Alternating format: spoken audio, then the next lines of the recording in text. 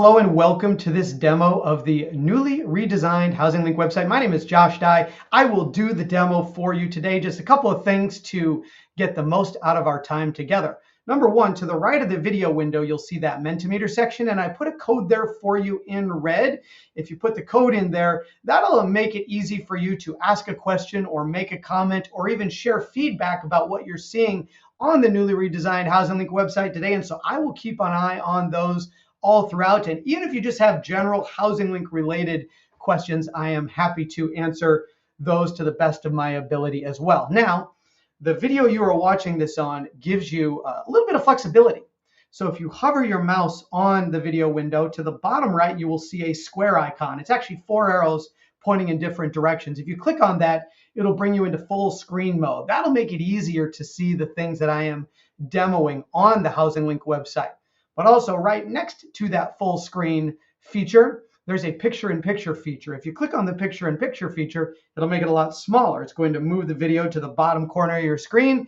But then if you are visiting other pages on the internet, getting other work done, it'll allow you to keep tracking the training but not take up the full screen. So that is your flexibility option. But hey, I recommend the full screen immersive experience today so you get the most out of what we are doing. But with that, let's officially begin. So I'm sharing on the screen right now the newly designed HousingLink website. We had a couple of goals in the process of this redesign. One is to make it easier to find and discover information.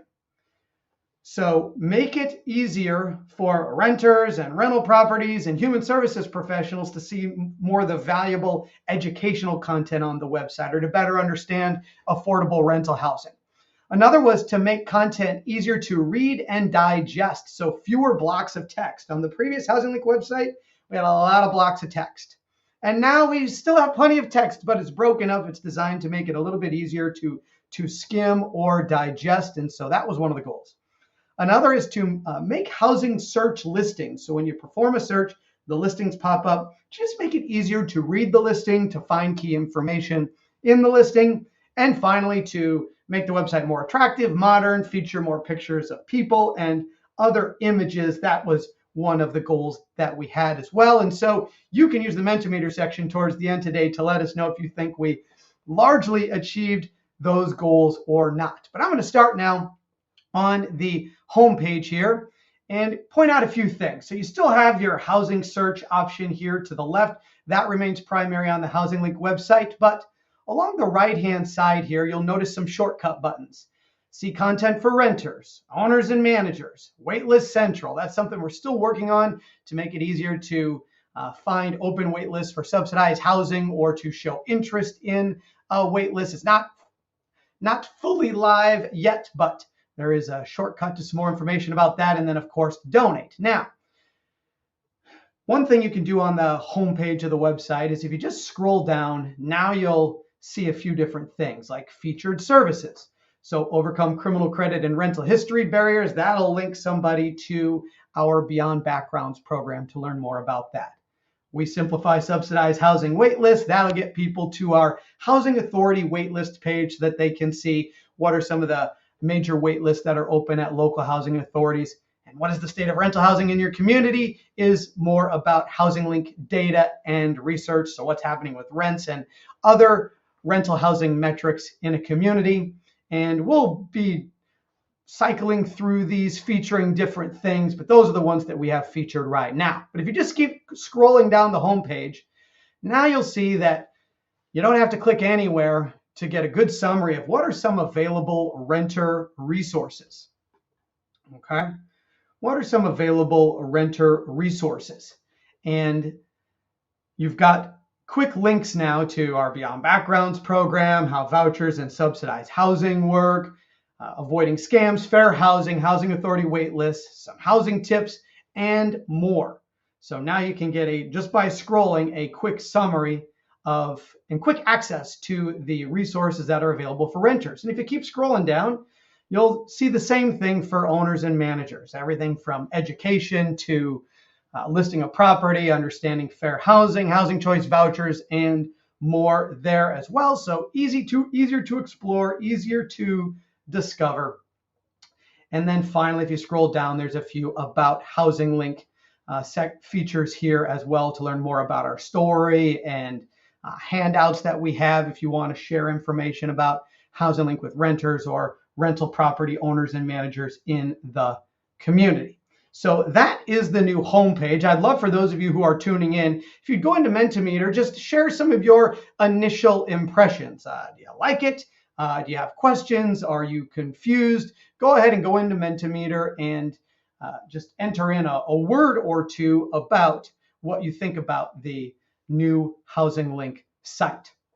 And then I'm going to hop on over to the renters page to dig in to some of the content and how that works as well now. So somebody asked a question, does the Housing Authority waitlist section include privately owned project-based Section 8 properties? Great question, and the answer is no. The Housing Authority waitlist section is only about Housing Authority owned and or operated waitlists. To find project-based Section 8 waitlists, you'll do that right in Housing Search. So when you're searching for housing, I'll do just a quick show here. You can click on the subsidized housing filter, and then there is the subsidized housing box, and you see that one says percent of income. So places where a renter would pay 30% of their income. Project-based Section 8, public housing. So we'll put, sometimes the housing authorities will also have a listing of their open wait list, but the only way to find project-based Section 8 wait lists that are open right now is by using Housing Search. And a shortcut to find it is clicking on the subsidized housing filter, and then that'll bring those up. Great question. Thanks for asking it. All right, somebody else says, very clean and modern to look at, easy to navigate. Okay, great. Thanks for the initial feedback on that. Okay, so now I'm going to click on this renters button here, and that's going to bring us to a page where if you are logged in, one of the things, and you have a role on the website as renter. So when somebody sets up an account on the HousingLink website, they select a primary role. Are they a renter? Are they a landlord? Are they a human services professional? So if somebody selects renter, you'll get greeted here by your email. Very personal, huh? Maybe we could change that. Anyway, you get greeted by your email here. And if you've saved any searches during your time, so you've searched on the HousingLink website, you'll see your saved searches here, and then you can quickly select it, and it'll bring up whatever is available on the HousingLink website that matches that criteria. So if I click on that, you can see that it brings up really quickly. So a good time saver on the HousingLink site is if you know that let's say you're a human services professional, you help others find housing, or let's say you're a renter and you know that you need to check the website regularly to see if anything's come in, you can save that search, and then you just select that drop down, and it automatically performs that search for you and brings up the listings. We're going to do more housing search demo a little bit later, but just wanted to show that for a moment. So now on this renters page, you've got some featured services. Some of these are different, especially this avoid scams one, than what you saw on the home page. And now we have a few other content items as well: experiencing discrimination, learn about subsidized housing, legal help, and then, of course, our renter resources section. This appears on a number of different pages because, let's face it, a lot of the ways people get to the HousingLink website is they perform a Google search, and they might land on a page that's not the home page. So we want to make it easier for those who use the site to find this content, even if they land on a wide range of different web pages. So that is the renters page, and you can just perform a traditional housing search right here on the renters page as well. So this is one page where we have, let's call it the housing search widget, that carries over to this renters page as well. Okay, let me swing on back to the home page, and I'm going to click on the owners and managers page. So this is really for those who own and manage rental properties, who need to list vacancies or open wait lists, or who want access to content related to managing and owning rental properties.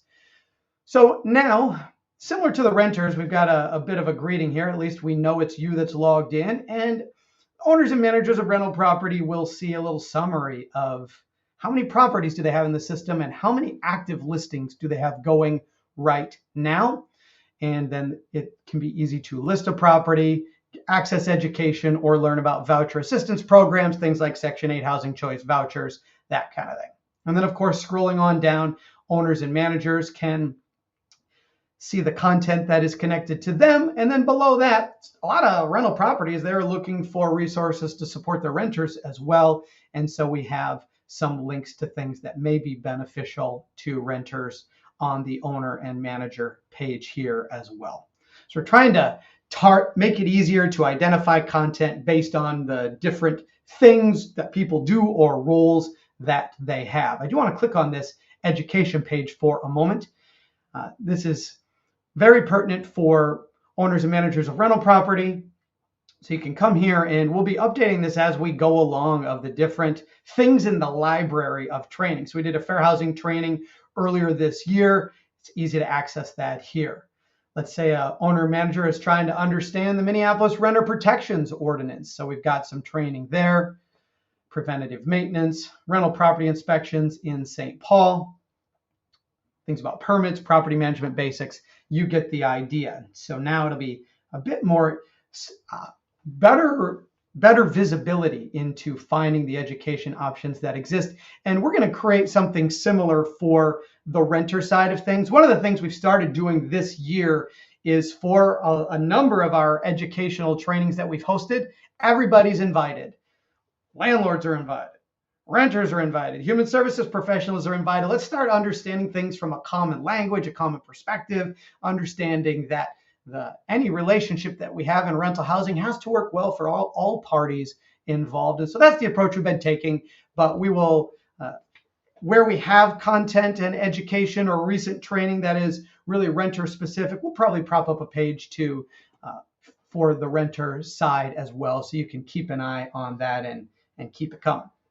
And keep an eye on that for when it comes. All right, let's swing back to the home page here for a moment, because now I want to go to that Housing Authority waitlist page. So to find the Housing Authority waitlist page, we don't have a quick link for that one, but maybe we should. And that's where we are going to do some experimentation over time and see how people interact with the page. And we're always checking our analytics data on the back end to see who's clicking on what pages are commonly visited. And that will help guide some of our decisions, but your feedback is always welcome as well. Anyway, so we got the subsidized housing menu item at the top.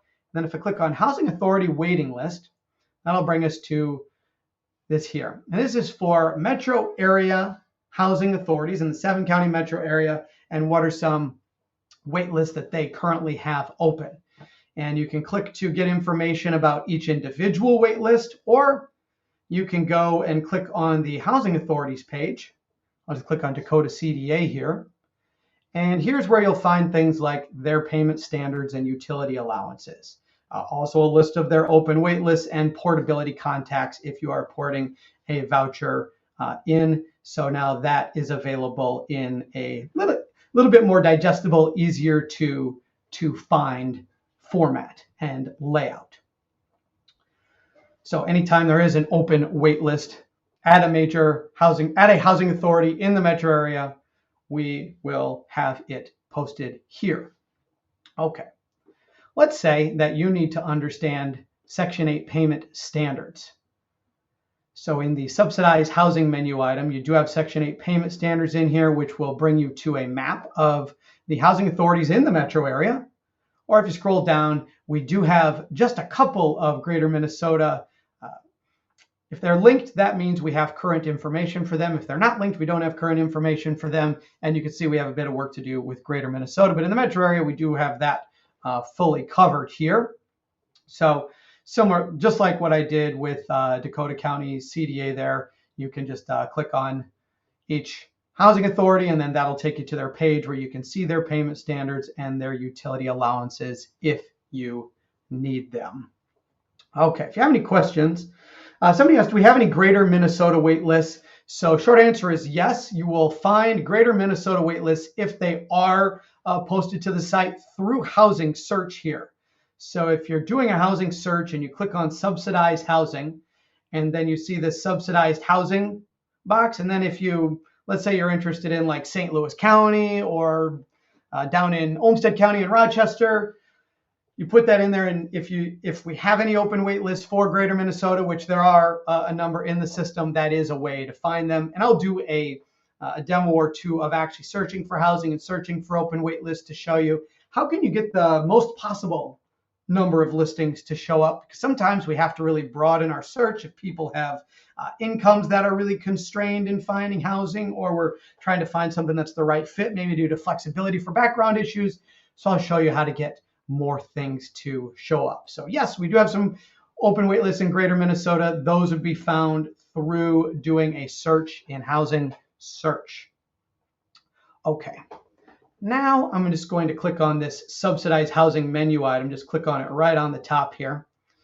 And that'll bring us to a page on subsidized housing in Minnesota. There's a video here of a speaker, fewer wrinkles, less gray hair at the time as well. Anyhow, there's a 7-minute video that does a brief overview of the 4 main types of subsidized housing in Minnesota. And you can scroll down this page to learn more about subsidized housing.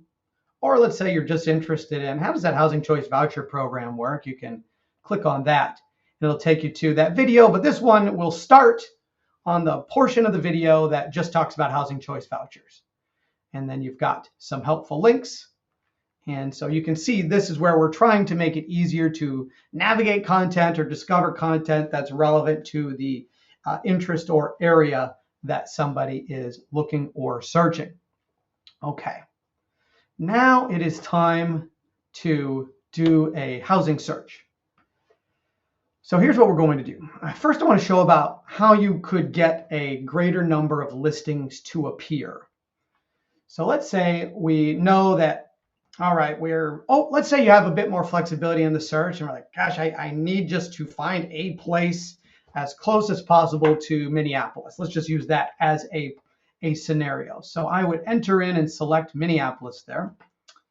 And then in distance, I'm going to scroll down here. I'm going to select 100 miles. What that's going to show me is every listing in Minneapolis and within a 100-mile circle of Minneapolis. And it's not that in the search, you might be thinking, well, Josh, I don't want to see something 100 miles away. The point is actually to be able to just see the greatest number of listings and give yourself the widest range of options. Okay, so then you can select a rent range or enter a custom rent amount. I'm just going to leave it alone because that'll show us then open wait lists for subsidized housing as well as places where you have to pay a rent. You can narrow down by bedroom, but if you don't select any bedrooms, then you're going to get the greatest number of options as well. So just know that the more things you select here, the fewer options that you will get, which in many cases, that's good. If you just want a 1-bedroom and maybe you only qualify for 1 bedroom because of a certain kind of subsidy you have, then you would just search for 1 bedrooms. Makes total sense. But let's just show me everything that you have in there within 100 miles of where I'm looking. Then you would enter the area 100 miles and leave everything else blank. But you can select a building type if you want and get into housing that is specifically for people who are seniors or may have a disability, pet policies, and programs.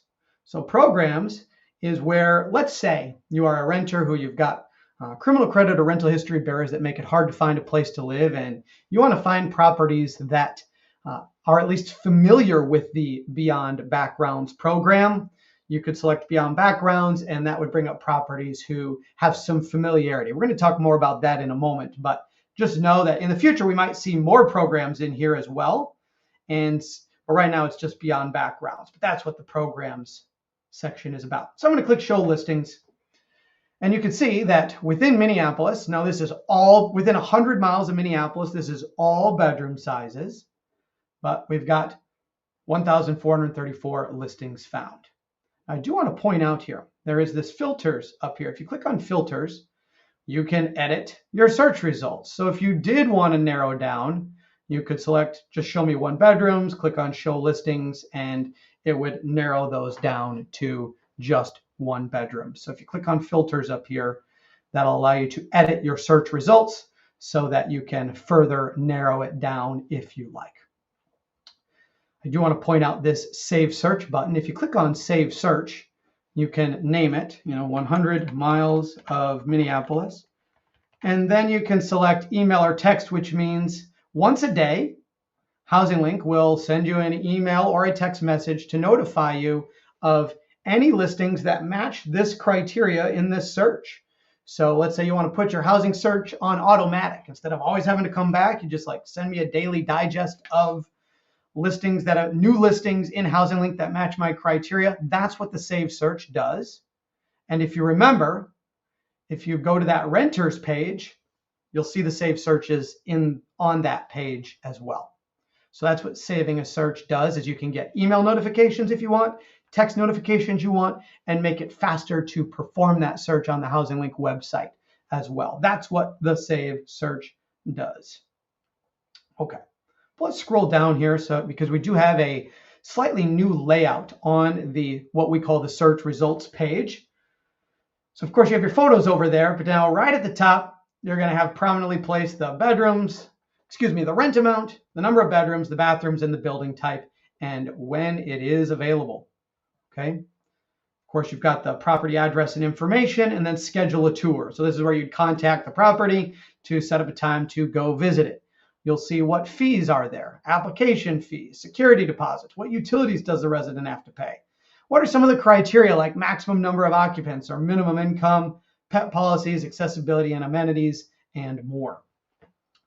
Okay, down here as well, you will see Section 8 voucher okay if the property has entered that into their listing. I'm going to give you a peek behind the scenes in a moment to show you how does that icon end up on a listing and why is it on some but not others, just so you can get a sense of what's happening behind the scenes that leads to this. Now, another thing I want to show you is sometimes you use the HousingLink website on your computer or on your laptop, but the renters are often using it on a phone. So if you want to see the HousingLink website like a renter does, you can minimize your screen a little bit and then grab it on the right here. Let me see if it'll let me do this here in a live demo. Will you let me today? Here we go. If I bring this over, now I've got it as if I'm on a phone, more or less here. And if I scroll down, this is what it looks like on a phone. You see there's actually quite a bit less information initially there, but you still do have the will they accept a housing choice voucher, what's the rent amount, when it's available, and where is it? And then if you click on property detail, you'll see it just like you'd see it on the phone. So scroll on down here. It's now all of the details, all the amenities, all the accessibility features, the description, more details about the pet policy. And then let's say you want to bring yourself back to what does this look like on a laptop mode? We can just do it that way. So know that you can see it. Sometimes you're providing coaching to others on how to find certain things on the HousingLink website. And so you can shrink your screen down like that, and then you will see it as if you are on a phone. So hopefully that's a little bit helpful for you as well. But here on the listing detail page, this is how it's laid out. Now, designed to be a little bit easier to skim and digest and find information relevant to that listing. Okay, I'm going to back up here for a moment, and I'm going to go into programs. I'm going to select Beyond Backgrounds, click Show Listings, and now you'll see we have right here Programs Beyond Backgrounds. So for those who may not know, at HousingLink we operate a program called Beyond Backgrounds, and it's a financial assurance program, meaning that if you're a renter with criminal credit or rental history barriers that make it hard to find a place to live, if a property requires it, you can purchase Beyond Background's financial assurance. The renter pays $300. The property gets access to up to $2,000 above what their security deposit covers at the end of the lease. If there's any damage to the unit, unpaid rent, legal fees, or expenses not covered by the security deposit. We have a recording. I'll send a link to it and a full training on that we did earlier this year. But a lot of folks are looking for what are some properties that may be familiar with this. But I want to point something out. Let's say in programs you see Beyond Backgrounds in a listing. What does that mean? Does it mean this place will just accept Beyond Backgrounds no matter what? No, it does not mean that. So if a renter sees Beyond Backgrounds in a listing, what that means is when the landlord was listing the property, and I'll show you this in a moment, they land on a screen. I'm going to show you the voucher one first, but they land on a screen and it provides a description about Beyond Backgrounds. And then it asks them, are you open to talking to renters who may need beyond backgrounds to live at your property? And if they check that box, that puts beyond backgrounds in the listing. So let me cut to the chase here for a moment. What does it mean? Well, usually what that means is that property is open to beyond backgrounds, and they may accept it for some things, but not others. So in other words, they might accept beyond backgrounds financial assurance, ask a renter to purchase it in order to live there if they have a low credit score or a recent eviction, but maybe not some types of criminal backgrounds. Or they might accept beyond backgrounds for this category of background issues, but not others. So it's not automatic, it's not a guarantee, but it is usually a good sign that yes, they are familiar with beyond backgrounds. So it's a warmer conversation in most cases. Okay, so now what I have done is I'm in the back end of the HousingLink website of if a landlord is listing and opening, here is part of the listing process. And they come here and they come to a page that talks about housing choice vouchers, little description of the program, and it says check this box if you welcome renters with housing choice vouchers. If they check that box, it means that the Section 8 OK icon will appear on their listing. If they do not check that box, the listing will not have that on there. So that is how the housing choice voucher or Section 8 OK icon gets onto the listing. Now let's click next. And now we are into the beyond backgrounds area. So landlord's listing a property, they get this description of beyond backgrounds. Check this box if you're interested in renting to a beyond backgrounds participant. It's not a guarantee. They still are going to take it on a case-by-case basis with each individual renter. But if they check that box, what it means is that the programs beyond backgrounds will appear in their listing. So that is what that means. And that is how housing choice vouchers, as well as the programs beyond backgrounds, get into a listing. So let's talk about then for a moment what it does not mean. So just because a property does not have Section 8 OK in their listing, it doesn't mean that it doesn't necessarily mean they're not worth reaching out to. So let's say you have a voucher and none of what you see on here with Section 8 OK is a good fit for you for whatever reason, but you see another listing of, oh, that one looks interesting. They might be willing to work with you. They just didn't check that box. Now, they may not be as well.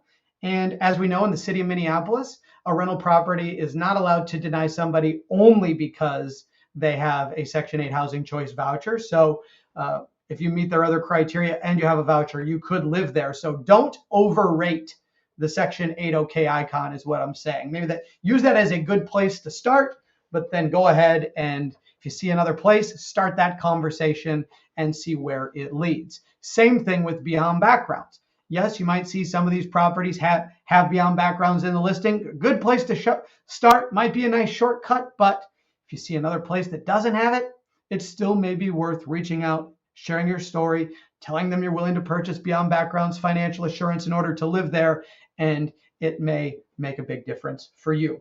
Okay, with my final minute here, I'd be remiss if I did not share a little bit about our HousingLink data and research. So on the home page, we have the data and research section, so you can click on that.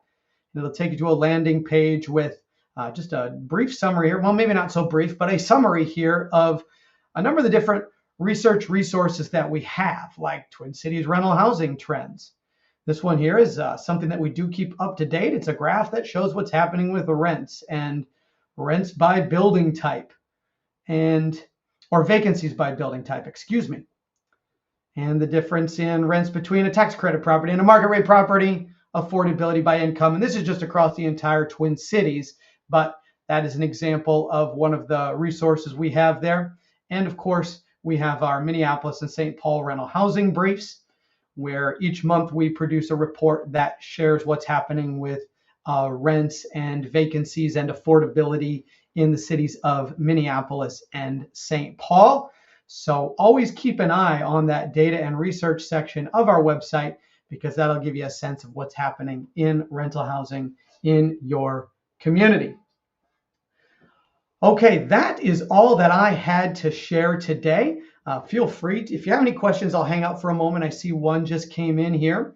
But if you have any questions or final comments you'd like to make, go ahead and enter those into the Mentimeter section. Otherwise, you are welcome to log out.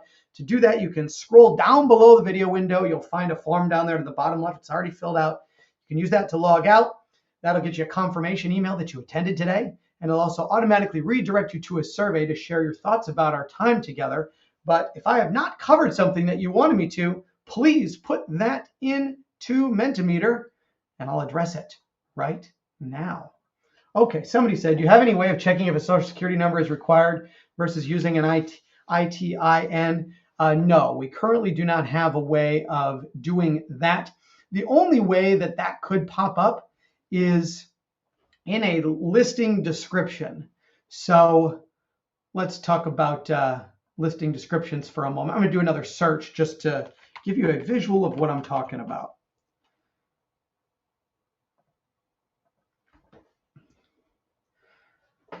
So if I click on property detail here, over here you have your listing description. Let's say they put in here social security number required or ITIN accepted. If they happen to put it in here, I imagine most are not putting that in there, but that is where it would be found. And so what that means is when you do a tour, when you call and you set up a tour, you might have to ask what is required before you go. So that would be something. I know that is there's something in state law that has popped up recently. So that might be something HousingLink we want to look into in the listing process. So that's a good question, something for us to think about. Thank you for asking it. Okay, somebody asked, do you accommodate clients with criminal backgrounds? So at HousingLink, we don't own or operate any rental property. We just have a website where the vacancies for rental property are listed. However, our Beyond Backgrounds program, so let me come back here. If you click on Beyond Backgrounds up here and you've got renters, that'll take you to a website that helps you get familiar with the Beyond Backgrounds program, the financial assurance that I was talking about before.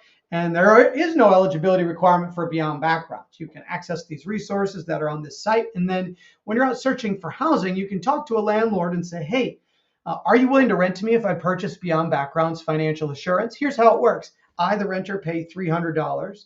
And then you, the rental property, get accessed up to $2,000 above what your security deposit covers at the end of the lease if there's any damage to the unit, unpaid rent, legal fees, etc. So if I purchase that, are you willing to rent to me? And if they say yes, if you buy that, I'll rent to you, then you can come right on this website and buy it. We don't have any eligibility required criteria. If the landlord says you need to buy it to live there, you can buy it to live there no matter what's in your background. So Beyond Backgrounds is a very sort of low barrier program to participate in. Of course, you have to be able to find a rental property that's willing to rent to you if you buy it, but there is no restrictions really to you going in there and purchasing the financial assurance if a property needs you to in order to live there. Okay, another question that just came in. Is there a way of finding housing that accepts supportive housing programs in different counties? Not currently with supportive housing. Probably your best possible shortcut for that is to find a place that's has the Section 8 OK. I realize there are two different programs, but that would be one where they've at least shown some flexibility and a willingness of working with different programs. And the thing about supportive housing, especially for places where you're trying to find a place on the private market that will rent to you if you have this subsidy, that will rent to you. Obviously, you're getting the services in, so that's sort of separate from the property, but you're looking for a place that's willing to work with the rent arrangement, how much you're paying in the rent subsidy. So landlords are not on the HousingLink website being presented with the wide range of rapid rehousing, permanent supportive housing, GRH options, but they may be very well open to it, but you just have to have that conversation with them. On the front end, we're just asking them about housing choice vouchers, and in the case of Beyond Backgrounds, the Beyond Backgrounds program. But that's a lot of words to say no, but that if you use those places that are willing to accept a housing choice voucher, that might be a better shortcut. Certainly not perfect, but is how I would approach it. Okay, do we have any other questions before we go? I do not see any, but I will wait another few moments to see if you have any other questions. But if you have had enough today, you can log out using that form down there to the bottom left, and then that'll get you logged out. And you can share your thoughts about our time together today in that survey, and you'll get a confirmation email that indeed you were here for the moment of the HousingLink website redesign getting launched.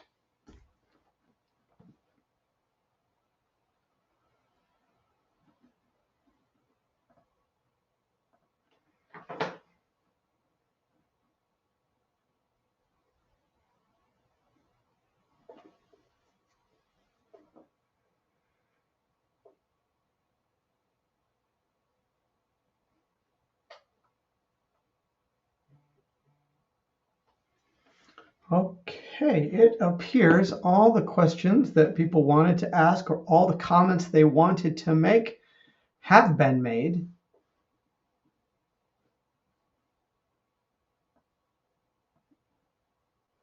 So I think we can call it. We can officially call this session. Thanks, everybody. We'll see you next time.